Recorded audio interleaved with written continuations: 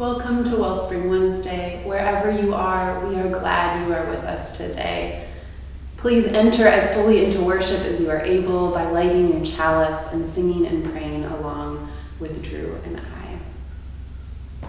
Religious scholar Rudolf Otto describes spiritual or religious experience as mysterium tremendum fascinans. Mysterious, tremendous, fascinating. Beyond complete understanding, overpowering, and alluring. A mysterious, tremendous, fascinating experience can make us feel small. It's like the feeling when you look at all the stars and you're astonished, you're wowed that the universe, the world is so big. And it's wild that we are alive.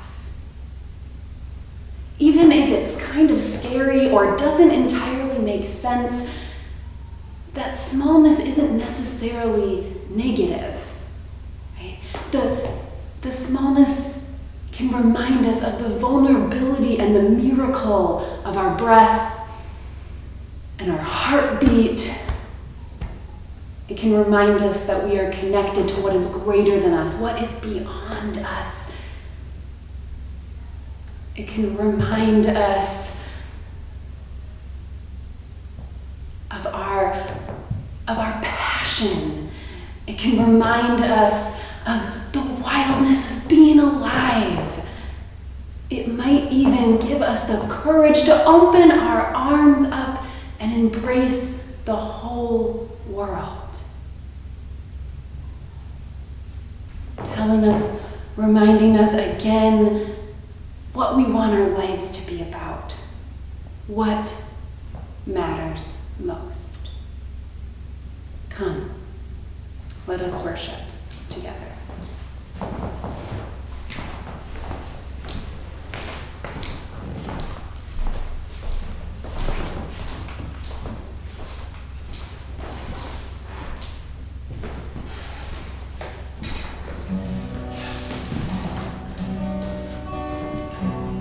For our opening hymn, join us in singing Gathered Here, which is 389 in Singing the Living Tradition. Gathered here in the mystery of the hour. Gathered here in one strong body. Gathered here in the strong.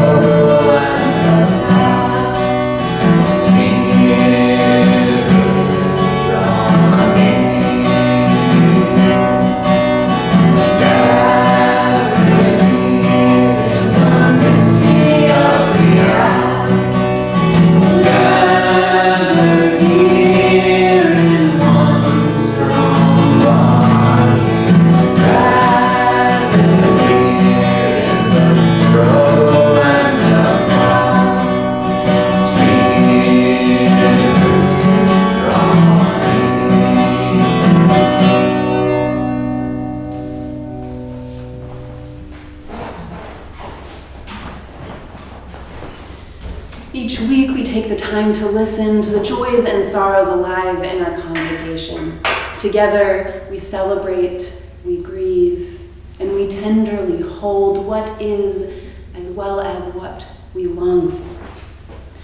Drew and I will continue to reach out via email to ask families to share with us, and feel free to send us your joys and sorrows whenever you are so moved. This week we are sharing from our first and second graders and their families. From Ever, Amir, Kara, and Oscar Arzamandia, our family is joyful for spring and being outside. Our sorrow is seeing others around the world with COVID outbreaks. We keep them in our thoughts and prayers.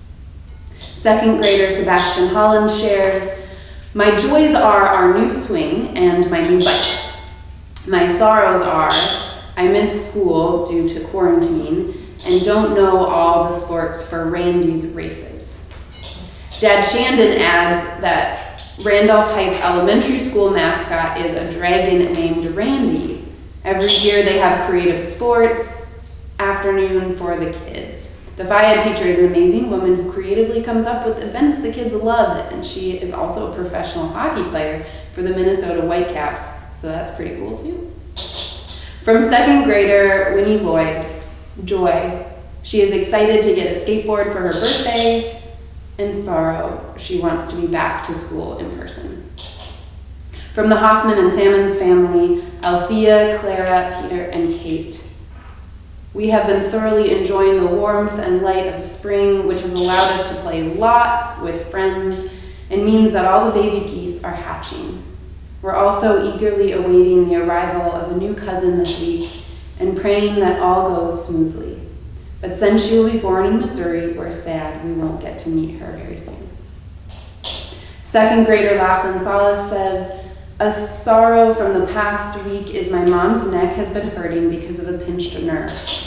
A joy is my sister Isla had her very first ultimate frisbee games and her team won both times.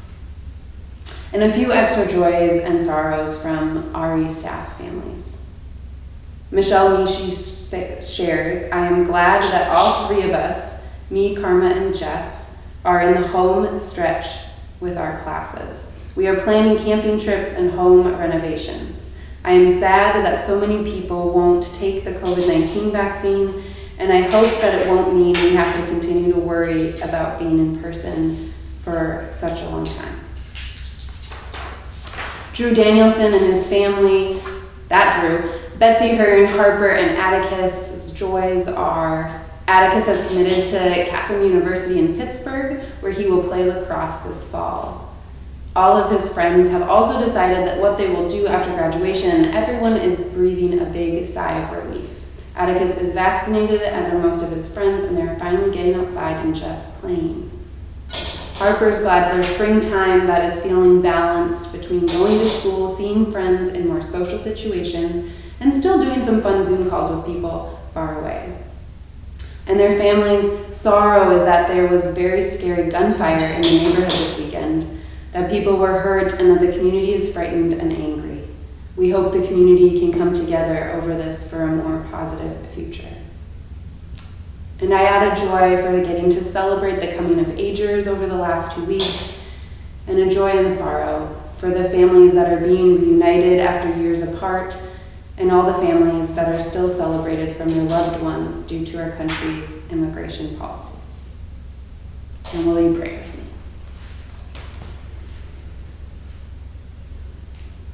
Spirit of life, transcending source within, among, and beyond, we pray for those most impacted by coronavirus, including abroad in India and Brazil, where outbreaks continue to spike, and at home to those most vulnerable among us.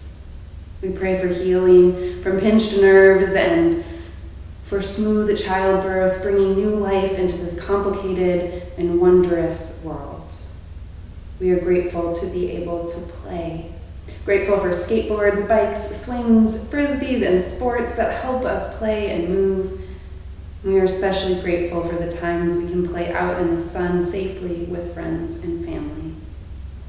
We continue to yearn for more time together in person. We continue to grieve and rage about gun violence, police violence, border violence, out-group violence. We continue to dream about a different kind of world, a different way of being together. Spirit of life, we ask for guidance, we ask for help, for hope. Help us to order our hearts well. Help us to transcend the barriers that blind us and limit our imagination about what can be. Help us and those in positions of power to order our desires and priorities rightly. Help us to remember that injustice anywhere is a threat to justice everywhere. Help us to remember there are no other people's children. May it be so, and amen.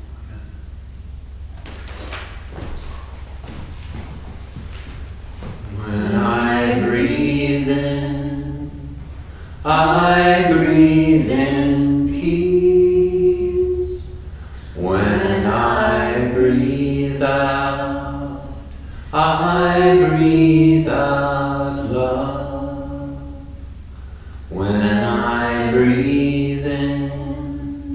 I breathe in peace. When I breathe out, I breathe out love.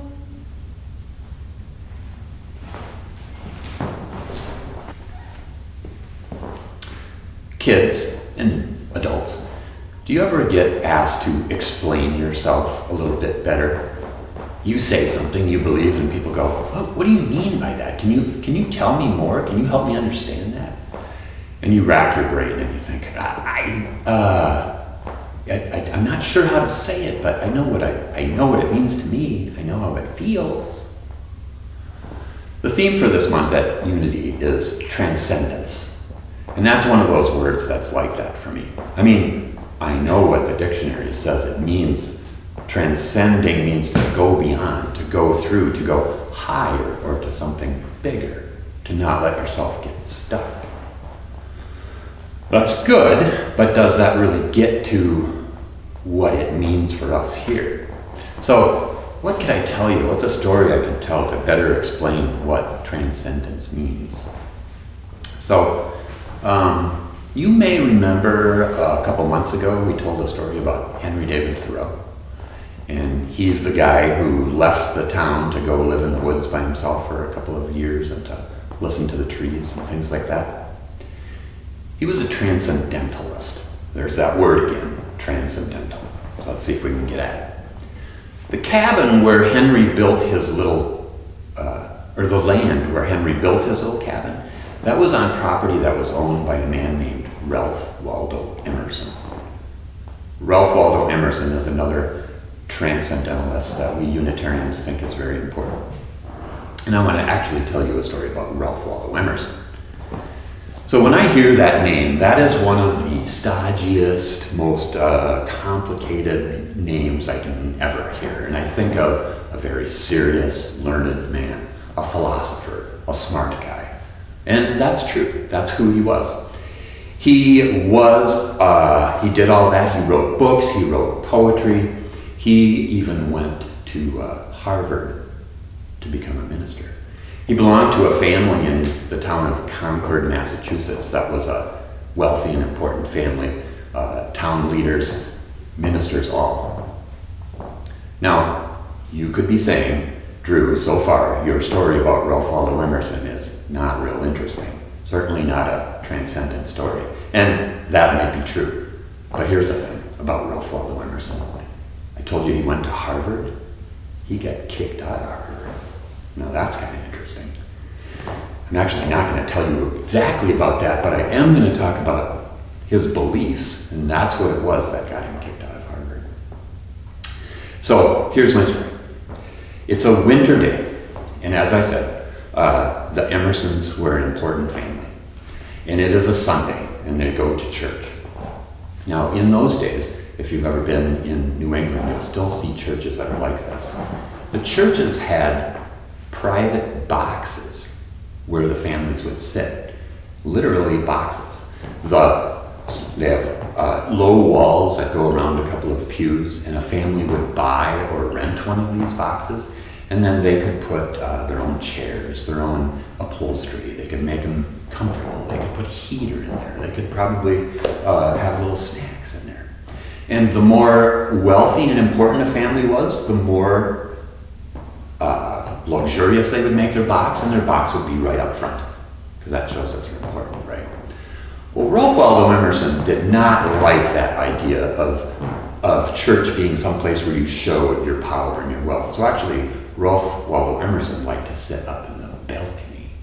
He sat in the balcony with the common folks, which he thought was a better place to be on a Sunday morning. So this is with the immigrants, this is with the laborers, this is with the people of color, the common folk of the town. And he would sit up there and look down. And he liked to sit up front in the balcony so that he could look down at the minister. Now, the minister at this time was a guy named Barzillai Frost. And we know from what Ralph Waldo Emerson has to say about Frost is his name was the most interesting thing about him. Emerson didn't like Frost. He thought he was boring. He thought his sermons had nothing exciting in them, that they were too much about schooly stuff and too much Bible and too much ideas and not enough of anything real for people to get onto. So Emerson would sit in his balcony seat and look down at Frost, giving his long, boring sermons. And on this one particular Sunday in winter, there was a storm beginning. And as Emerson listened to Frost, he shook his head and his mind started to drift. He heard nothing in this sermon. And he looked out the window and he could see that the wind was whipping up and that snowflakes were starting to pelt the windows. And the sky was darkening and those snowflakes were building up and there was something exciting going on outside, a storm. And as he watched that and listened to this dull sermon, he couldn't take it anymore. He makes a noise and he gets up. Before the sermon is over, he gets up and he leaves. So that's not the sort of thing you did in those days, right? That's going to be noticed. And so after church, when the congregants are going through the line to go and shake the hand of the minister and say, "Good sermon, minister, good sermon," Emerson comes up to Frost. And Barzillai Frost saw this. He couldn't escape this, seeing Ralph Waldo Emerson get up and leave. And he said, "Mr. Emerson, what was the meaning of that outrageous and disrespectful display?" Emerson stopped him and he said, "Frost, I could no longer listen.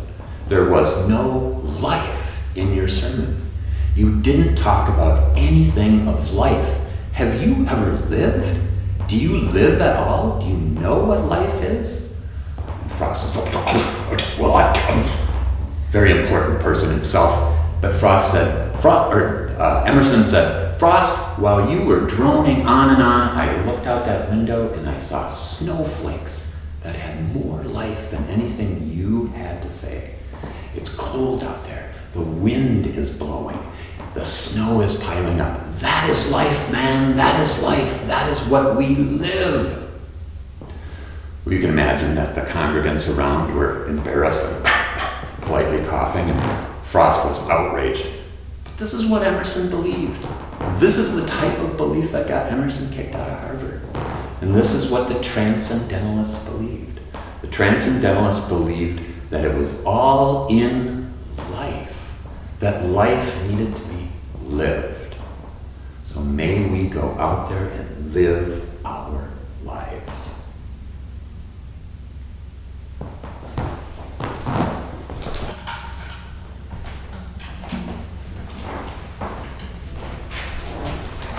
For a closing hymn, join us in singing Spirit of Life, which is 123, in Singing the Living Tradition. And thanks, Drew. I always appreciate visiting the Transcendentalists. Spirit of life, come under me, sing in my heart all songs of passion. Blow in the wind, rise in the sea, move in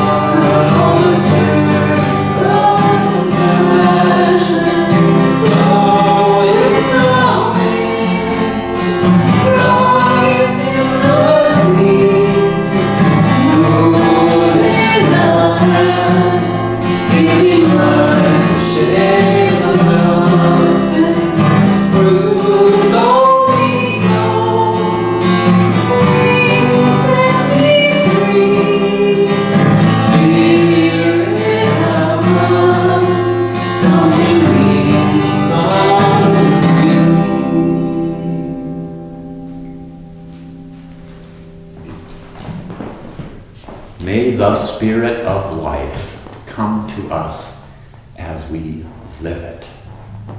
The Transcendentalists told us that our life is to be cherished and lived, and that everything we need to know is in our relationships, in our actions, in our embrace of the joys, the sorrows, the challenges, the accomplishments of life. Life transcends just an everyday, overly thought out thing. It is to be lived. May we live it. Amen. Amen.